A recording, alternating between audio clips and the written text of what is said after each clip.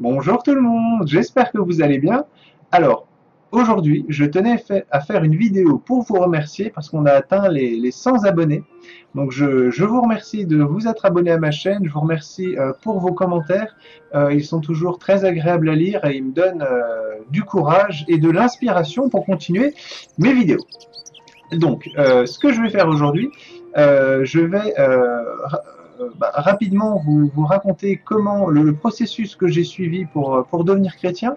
Je l'avais déjà fait dans mes témoignages que vous pouvez retrouver tout en bas, mais c'est toujours bon de rappeler les choses. Donc, je vais vous répéter rapidement comment je suis devenu chrétien et le rêve que Dieu m'a donné l'été où j'ai commencé à croire en lui.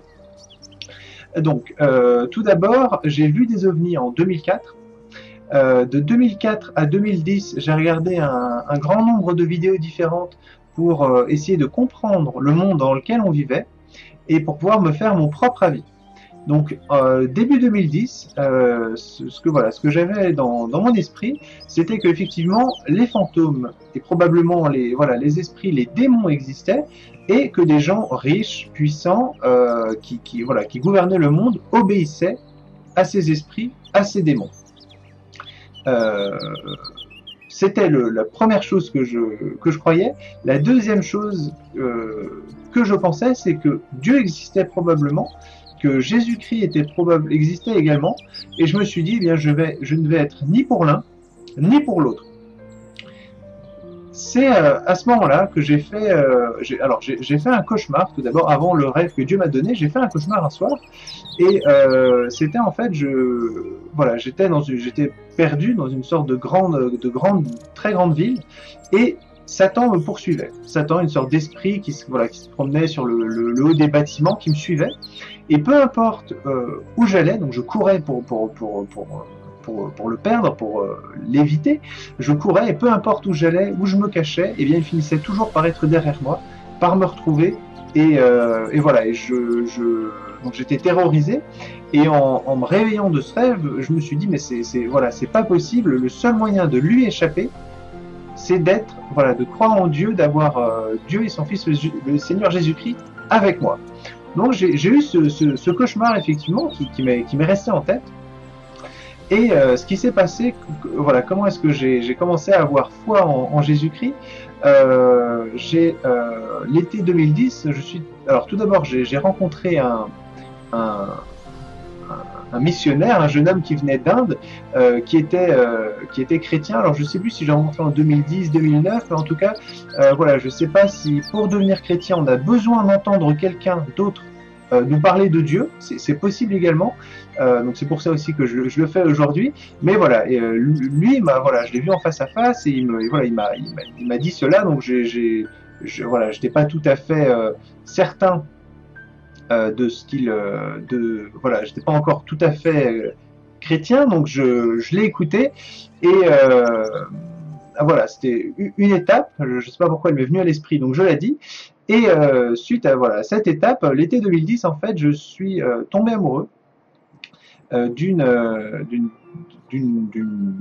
femme, d'une jeune femme. Je suis tombé très amoureux et j'allais à ce moment-là, je travaillais à ce moment-là, j'allais au travail à vélo et donc quand j'y allais le matin, il y avait de très beaux levées de soleil. Quand je rentrais le soir, il y avait des très beaux couchers de soleil. Et c'est à ces moments-là que j'ai commencé à parler à Dieu. Et voilà, ce que je lui disais, eh bien, je le remerciais. Je le remerciais pour tout. Voilà, je lui demandais pas quelque chose de spécifique. Je le remerciais pas pour quelque chose de spécifique. Je le remerciais pour des multitudes de choses. Et c'est comme ça que j'ai commencé à lui parler. Et cet été-là, Dieu m'a donné un rêve que je vais vous raconter tout de suite. Donc, en fait, ce rêve, je marchais sur la terre. Il faisait nuit, voilà, il faisait nuit, et je marchais. Le sol était sombre, noir. Il n'y avait pas, voilà, il y avait pas d'herbe, il n'y avait pas d'arbre. Je ne sais pas si c'était de la cendre ou simplement un sol noir. En tout cas, c'était un sol sans vie. Et je marchais, j'étais seul, je marchais sur un chemin et je lève les yeux au ciel et je vois de grandes traînées euh, orangé dans le ciel, et voilà, en voyant ces grandes traînées, ces grands traits, je me suis dit, c'est la fin des temps. Voilà, en voyant ces signes, je me suis dit, c'est la fin des temps. Et je marche, je suis le chemin, et j'avais très soif. Le chemin arrive à un moment, il y a un lac, un grand lac, et derrière cette grande étendue d'eau, il y a des montagnes. Donc en fait, j'arrive, voilà, je ne peux pas aller plus loin. Et là, qu'est-ce que je trouve à mes pieds? Je trouve une bouteille de Coca-Cola. Je la prends, je l'ouvre, elle est fraîche, voilà, probablement une bouteille en verre, voilà, je la tiens en main, elle est très agréable, je commence à la boire. Et je me désaltère comme ça. À ce moment-là, dans mon rêve, eh bien, un ange descend à ma droite, un ange descend des cieux, et vient et voilà, me parle et me dit, Adrien, tu sais que c'est la fin des temps, et tu sais que c'est la boisson du diable. Donc, je regarde ma bouteille et puis je me dis, bon, bah oui, je sais dans mon rêve que cet ange vient de Dieu, et je me dis, bah, tiens, c'est vrai, c'est bête, parce que je sais que c'est la boisson du diable. Donc si je suis en train de boire la boisson du diable et que je meurs, bah, je vais aller en enfer, et je sais que c'est la fin des temps, donc je sais que je vais mourir. Et donc je me dis, bah, c'est vraiment bête de boire cette boisson à ce moment-là, parce que je vais mourir. Et donc je réponds à l'ange, je ne lui dis pas, eh bien je pose la bouteille, non, je lui dis, très bien, c'est mon dernier Coca-Cola. Et donc je le bois. Je finis la bouteille, c'est très agréable, je suis désaltéré, et voilà, c'est la fin du rêve. À partir de ce matin-là, je n'ai plus bu de Coca-Cola. Voilà, je suis en pleine forme aujourd'hui, mais voilà, le plus important, c'est que cet ange est venu me prévenir.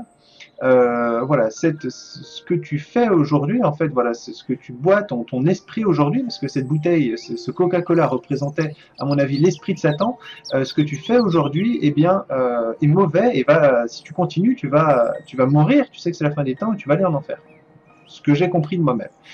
Et donc, c'est, voilà, le rêve qui, à partir de ce moment-là, eh bien, j'ai vraiment cru en Jésus-Christ, et voilà, j'ai eu foi en Dieu.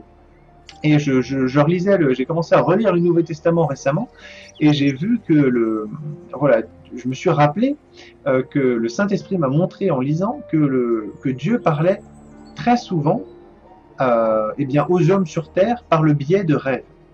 Et voilà, par exemple, au début du Nouveau Testament, eh bien, il montre au père de Jésus-Christ, Joseph, voilà, qu'il faut fuir. Il lui montre voilà, beaucoup de choses, que l'enfant que Marie portait de lui. Voilà, et donc il nous parle par le biais de rêves. Donc il m'a donné plusieurs rêves, voilà, depuis que je suis chrétien, mais celui-là, eh bien, c'est le premier qui a vraiment retenu mon attention, qui m'a permis, eh bien, d'avoir foi en lui. Et parce que voilà, à cette époque-là, depuis quelques mois un petit peu moins, mais à cette époque-là, je rêvais tous les soirs, et je peux vous dire que j'ai vraiment fait la différence entre les rêves normaux et ce rêve-là. Donc je remercie Dieu de m'avoir donné ce rêve. Et voilà, je vous le raconte aujourd'hui, et j'espère, je prie pour qu'il vous en donne également, qui vous permettent d'avancer plus facilement vers lui. Maintenant que j'ai partagé ce rêve, je souhaitais également vous parler de manière simple du message de la Bible, du message de Dieu. On va commencer tout de suite par donc un extrait de la Bible. Car Dieu a tant aimé le monde qu'il a donné son Fils unique, afin que quiconque croit en lui ne périsse pas, mais qu'il ait la vie éternelle. Donc, le message de la Bible est simple. Jésus-Christ est venu sur terre. Voilà, il a accepté de mourir pour nous. Voilà, pour être en fait un sacrifice pour tous nos péchés. Donc, tous ceux qui croient en lui, voilà, on fait tous le mal tous les jours. Même si on veut faire le bien, il nous arrive de pécher chaque jour. Et Jésus-Christ prend sur lui tous nos péchés. Et au moment du jugement dernier, il dira à notre Père, je le connais, voilà, je, je me porte garant pour celui-là, il peut rentrer au paradis. C'est le message de la Bible. Et voilà, on dit souvent, voilà, la première ligne de cet extrait, c'est car Dieu a tant aimé le monde. On dit souvent que Dieu nous aime, et c'est vrai que si on n'a pas ressenti son amour, si on ne l'a pas compris, c'est difficile à l'appréhender. Et voilà, moi je me rappelle notamment.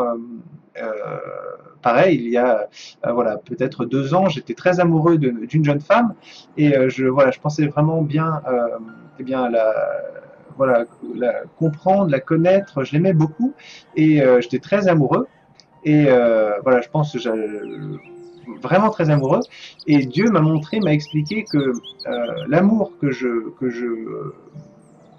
voilà, déjà il avait compris l'amour que j'avais pour cette jeune femme, mais surtout que l'amour que lui avait pour elle était encore beaucoup plus puissant que le mien. Voilà, c'est ce qu'il m'a montré, c'est ce qu'il m'a fait comprendre. Et voilà, moi je pensais que voilà, j'aimais déjà cette jeune femme à un niveau très très très fort, peut-être le plus fort que je pouvais imaginer.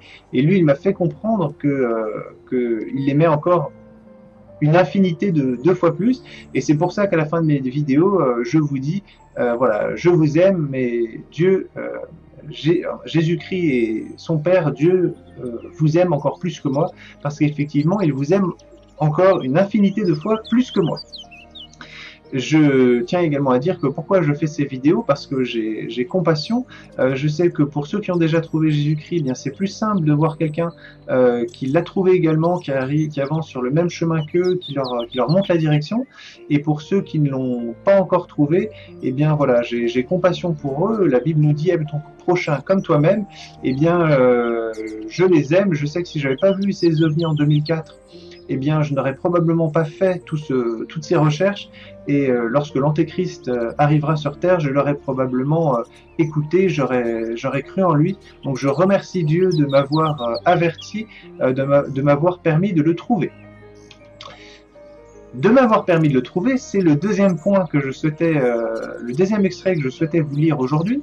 On va le lire tout de suite. Donc, toutes choses m'ont été livrées par mon Père, et personne ne connaît le Fils, si ce n'est le Père, ni personne ne connaît le Père, si ce n'est le Fils, et celui à qui le Fils voudra le révéler.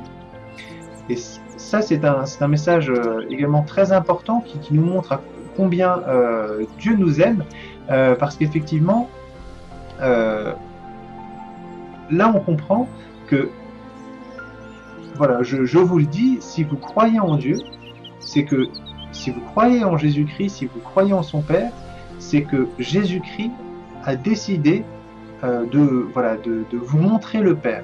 Il vous a aimé, c'est lui qui a accepté, qui vous a permis d'avoir la foi. Et voilà, pour tous ceux qui ont des doutes sur le fait qu'ils vont que Dieu les aime ou que Dieu va les sauver, si vous avez foi aujourd'hui, c'est parce que Jésus-Christ vous a permis d'avoir foi en Père, de croire en lui, il vous l'a montré. Donc rassurez-vous, Dieu vous aime, n'écoutez pas Satan qui des fois vous remet cette idée en question. Si vous avez foi en Dieu, eh bien c'est déjà que Dieu souhaitait que vous le trouviez. Donc donc c'est un bon point. On va continuer. Un autre extrait qui permet de comprendre pourquoi est-ce que d'autres ne croient pas en Dieu. Il a aveuglé leurs yeux et il a endurci leur cœur, afin qu'ils ne voient pas des yeux et qu'ils n'entendent pas du cœur, et qu'ils ne soient pas convertis et que je ne les guérisse pas. C'est Jésus-Christ qui disait cela pendant son ministère. Voilà. Pourquoi est-ce qu'il dit cela? Pourquoi est-ce que tout le monde ne croit pas en Dieu? Eh bien, quand Jésus-Christ était en Israël, qu'il se déplaçait entre les villages, qu'il propageait la bonne parole, eh bien, il y avait des endroits où les gens avaient pas foi en lui, ou très peu, il faisait très peu de miracles, il leur parlait peu, et il y avait des endroits où les gens avaient vraiment foi en lui, et il leur parlait, et il faisait beaucoup de miracles auprès de ceux qui croyaient en lui. Et cela nous montre que Dieu est bon. Voilà, quand il y avait des groupes de personnes voilà, qui s'approchaient de Jésus et qui lui disaient ah bon, t'es Dieu, prouve-le nous. Voilà, il lui disait prouve-le nous, montre-nous un signe. En gros, il lui disait, bah vas-y, fais un triple salto arrière, et si tu arrives à faire un triple salto arrière, je vais croire en toi. Et donc voilà, ils avaient un ego, une fierté, et puis ils n'avaient pas foi en lui, tout simplement. Ils ne croyaient pas en lui, et ils lui disaient, bah non, je ne crois pas en toi, vas-y, fais-moi un triple salto arrière, et je vais croire en toi. Et donc pour ceux qui étaient méchants, qui n'avaient pas foi en lui, eh bien Jésus-Christ leur disait non, et il leur disait simplement, voilà, le seul signe que vous verrez, ce sera de mémoire, voilà, ce sera lorsque le Fils de l'homme arrivera sur les nuées, c'est-à-dire lorsqu'il reviendra sur terre, qu'il ressuscitera tout le monde. Voilà, c'est le seul signe qu'ils verront. Mais voilà, il refusait de faire des miracles auprès d'eux pour qu'ils ne, voilà, parce qu'ils étaient méchants. Et ça, cette chose, voilà, Dieu aveugle leurs yeux, durcit leur cœur pour qu'ils ne soient pas sauvés, parce qu'ils sont méchants. Et eux, ils disaient à Jésus-Christ, montre-nous, voilà, je crois ce que je vois, montre-nous que tu es le Fils de Dieu, et on croira en toi. Mais ils étaient méchants. Et ça, Satan le sait très bien. Il sait que les gens pensent, je crois ce que je vois. Donc c'est pour ça qu'il va mettre l'antéchrist en place sur Terre, qui va régner sur le monde entier, que les gens vont aimer de leur cœur, de leur esprit, à tel point qu'ils vont se dire c'est Dieu. Et voilà, et Satan va mettre cet antéchrist sur place. Cet antéchrist, la Bible nous dit, fera de grands miracles. Voilà, tout ce que la Bible nous dit est vrai et va arriver. Donc s'ils disent que l'antéchrist va faire de grands miracles, ce sera le cas. Et donc voilà, ils vont faire de grands miracles, il va faire de grands miracles, peut-être même faire venir les extraterrestres, j'ai vu des ovnis, peut-être ça, mais surtout beaucoup d'autres miracles, et les gens qui disent, moi je crois ce que je vois, et bien ils verront l'antéchrist, ils verront ces miracles, et ils vont dire, ben, c'est très simple, je crois en lui. Et voilà, et là ce sera la situation inverse, et c'est au contraire ceux qui ont Jésus-Christ en eux, qui ont foi en lui, qui aiment Dieu, qui aiment voilà, le Père de Jésus-Christ, eux ils refuseront ils seront avertis par la Bible et ils refuseront de croire dans l'Antéchrist. Ils seront avertis par la Bible et par des chrétiens qui leur auront parlé. Donc n'hésitez pas, si vous avez l'opportunité, à prévenir les gens autour de vous. N'hésitez pas alors à les prévenir parce qu'effectivement, ils ont toujours une chance d'être sauvés. Même la personne qui a 70, 80 ans, qui est malade, eh bien, s'il accepte Dieu, jusqu'au bout, il peut être sauvé. Voilà, là j'ai choisi deux extraits qui se suivent presque dans la Bible.